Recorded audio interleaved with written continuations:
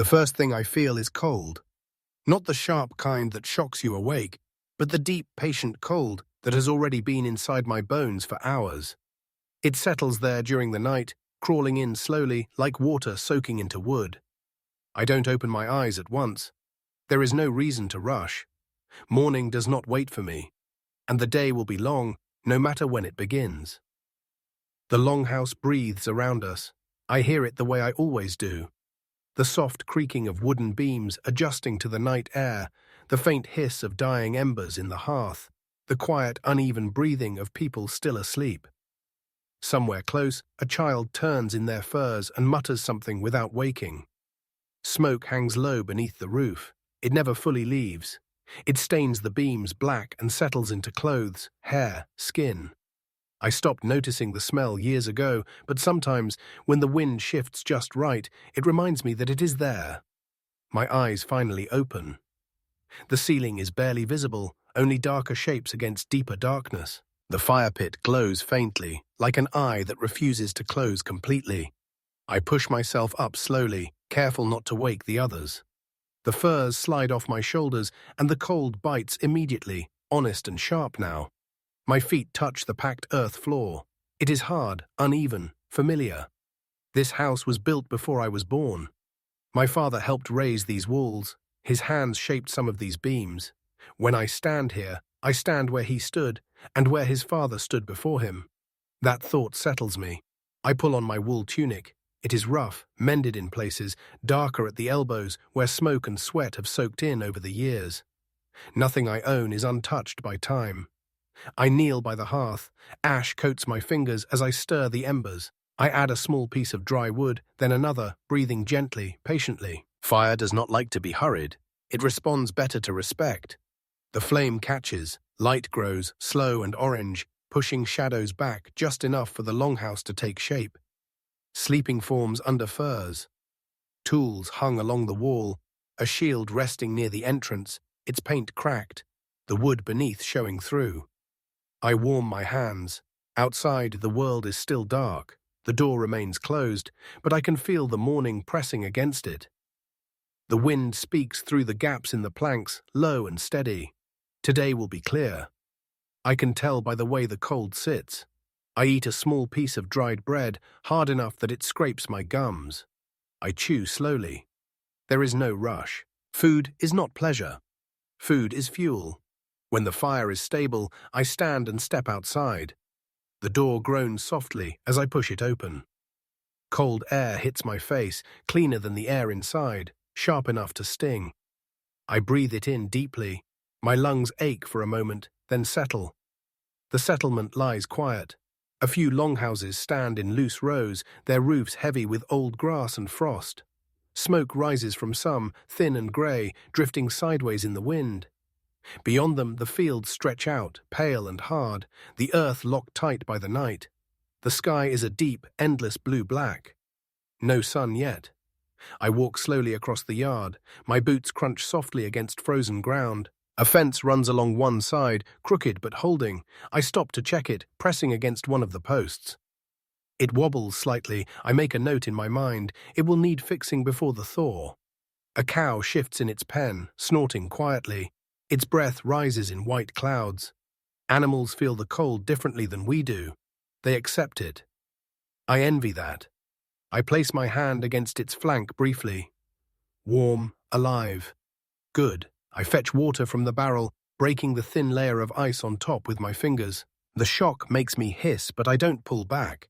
Pain reminds the body it is still awake. By the time I return to the longhouse, the fire has grown brighter.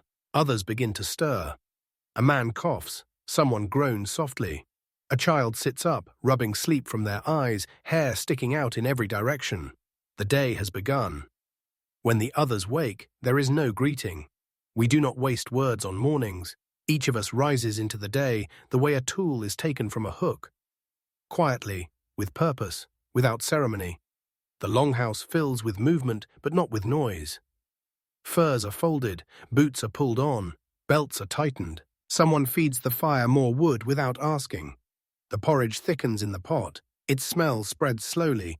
Grain, smoke, water. Simple. Familiar. It means survival, nothing more. We eat from wooden bowls, sitting close together, knees nearly touching. There is warmth here, shared and unspoken. I eat last, not because I must, but because I am used to it.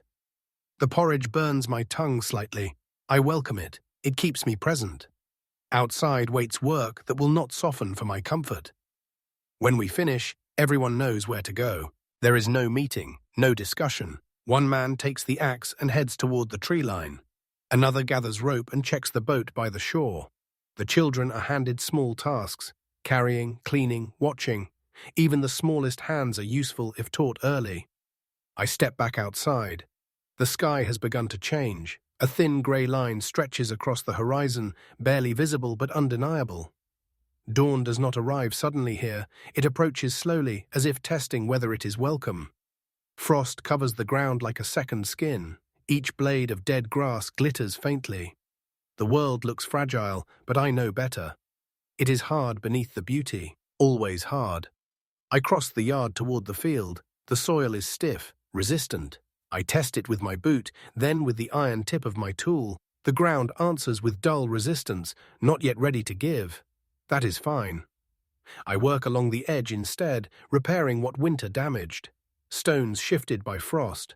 A shallow trench filled by melting snow that froze again too quickly. My hands numb as I press earth back into place. The rhythm settles in. Push, lift. The cold fades into the background, replaced by the steady ache of effort. This is the moment when thought becomes quiet, when the body takes over and the mind follows behind. From time to time, I look up. The settlement stirs now. Smoke thickens above the roofs. Voices carry faintly, broken by distance and wind.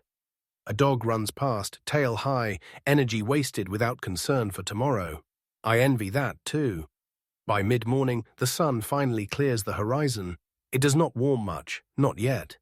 But it changes the world. Shadows shorten, colors return, dull but honest. Brown earth, grey wood, faded cloth. I wipe my hands on my tunic and walk toward the river. The water moves slowly, dark and heavy. Ice clings to the edges, cracking softly when disturbed. I crouch and rinse my hands, ignoring the pain as the cold bites deeper than before. I drink. The taste is sharp, clean. As I stand, I notice tracks near the bank.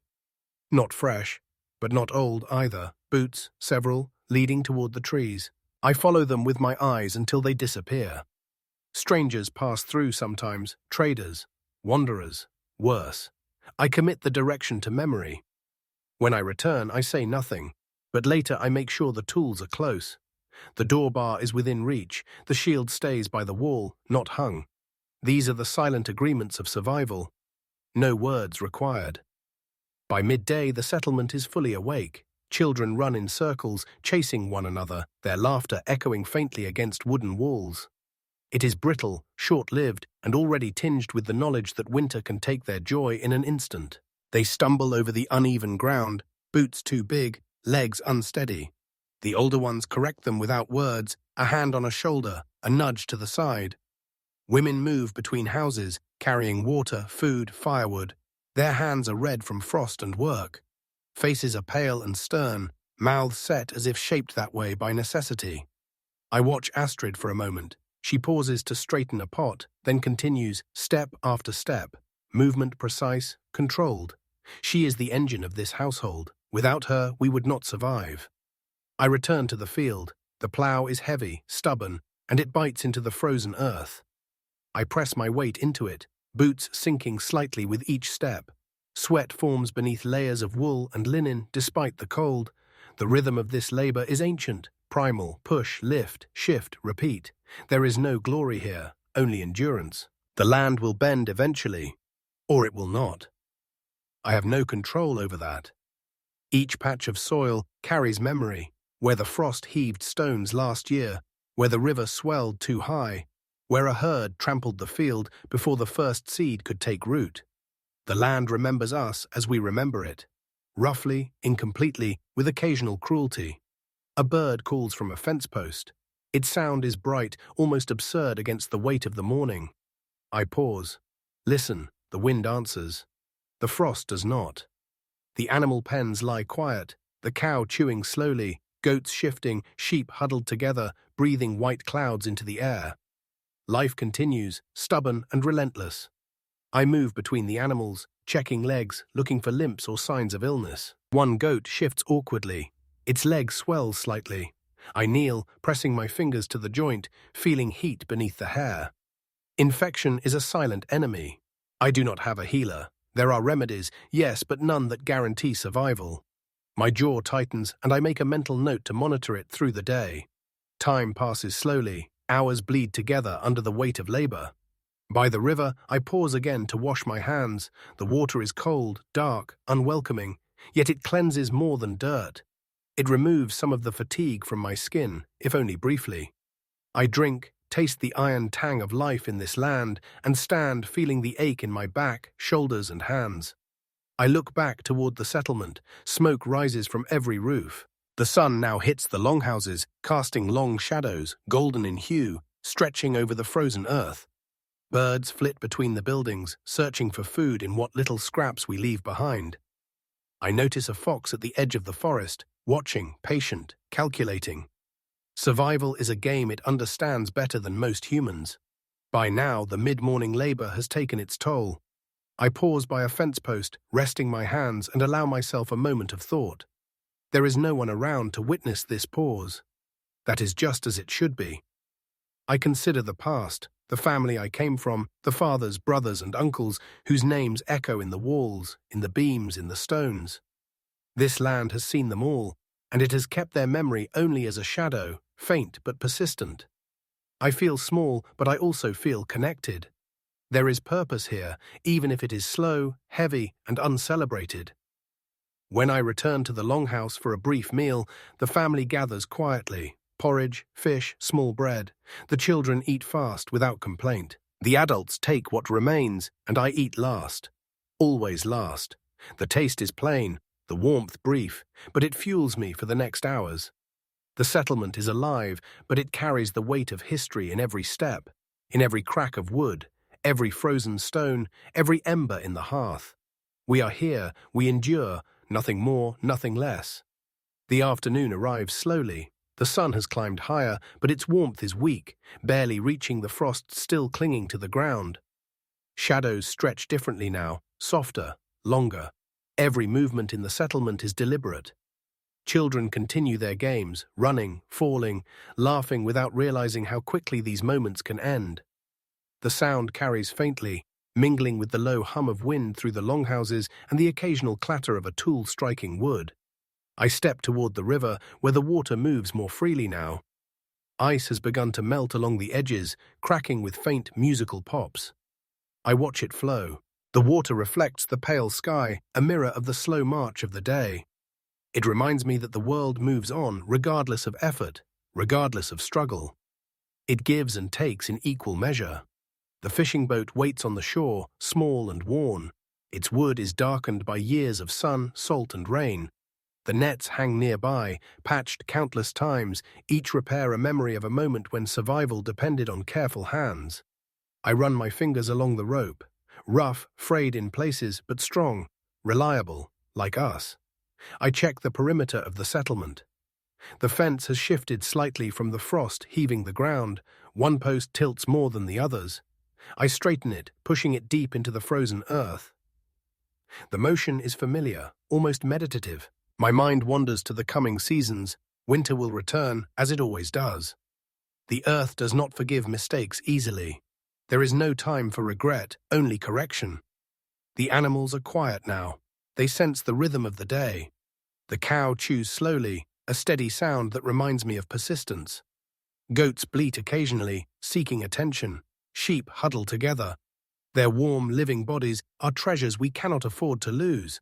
I move among them, checking for injuries, inspecting hooves, ensuring the small herd continues to survive. A goat nudges my hand gently. I smile faintly. Even small trust matters. The smell of smoke from the longhouse drifts toward me.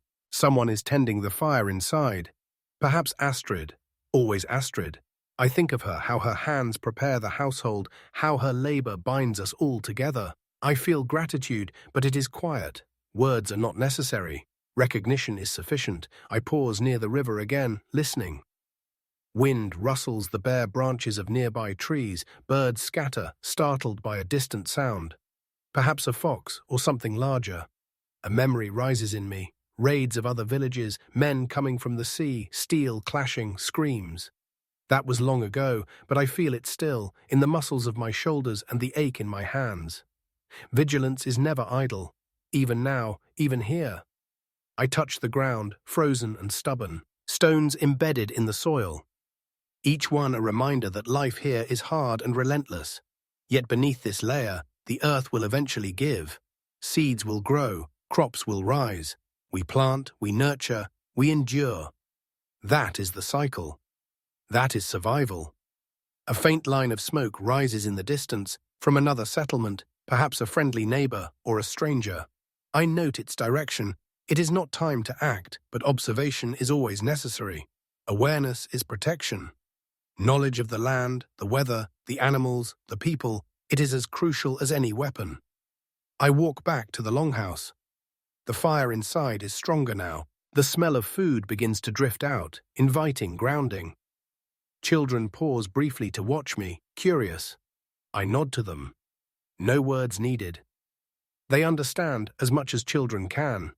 Life is learned in movement, in repetition, in observation. Stories come later.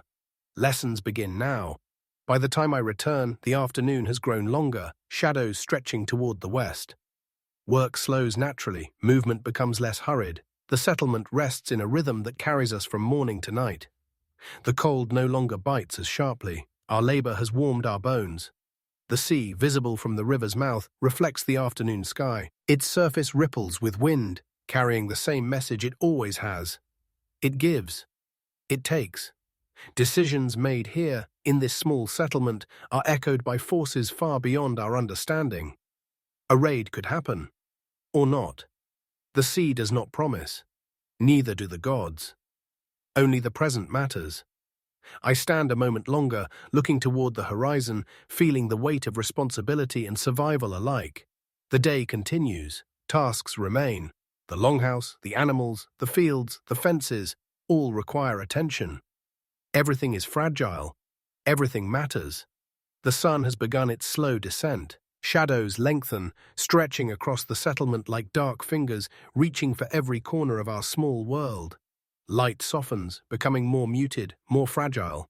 The wind carries a chill now, sharper than it was hours ago, cutting through layers of wool and fur. Each breath is visible, a faint cloud that drifts before it fades. Inside the longhouse, the smell of smoke and food blends.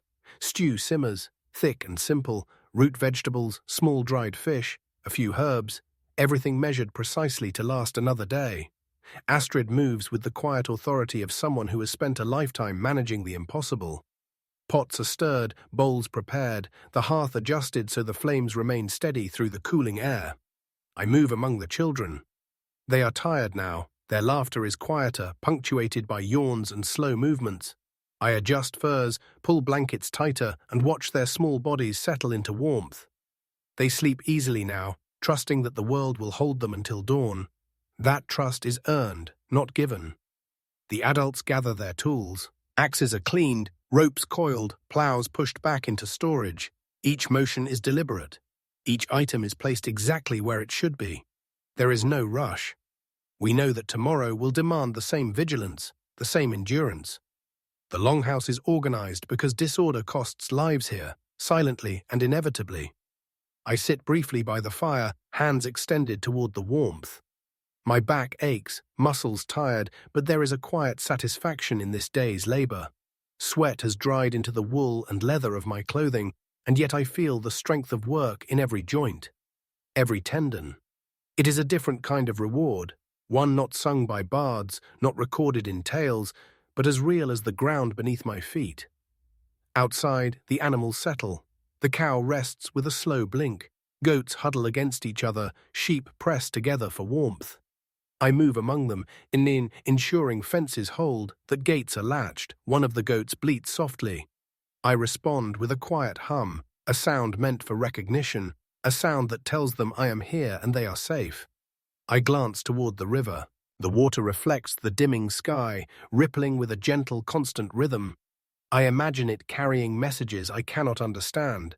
It moves endlessly, indifferent, unyielding, much like the forces that shape our lives, weather, the seasons, the land itself.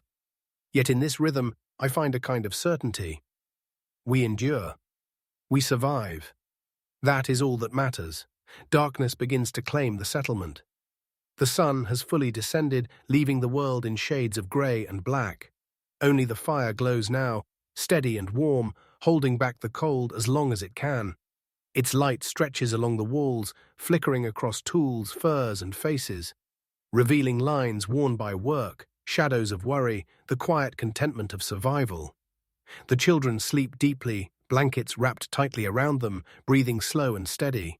Their small bodies rise and fall in the rhythm of life that continues, unbroken, across generations.